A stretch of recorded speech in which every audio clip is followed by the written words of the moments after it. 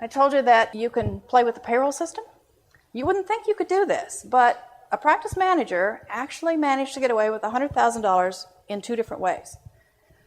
One of them was he made up an employee. Now, if your practice is small, you know everybody. That isn't going to happen.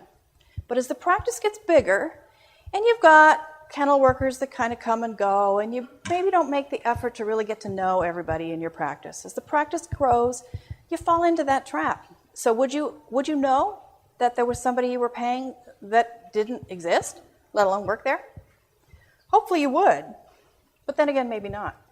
The other way is even a little bit more creative. In this particular case, the owner only looked at the net payroll.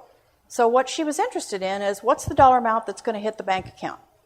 So she's looking at the net payroll. She never paid any attention to what gross wages were or what the withholdings were.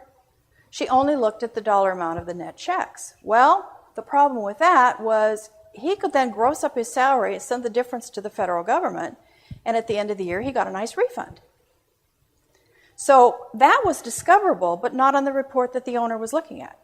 If you always look at the same information, people will figure that out. You need to look at different stuff.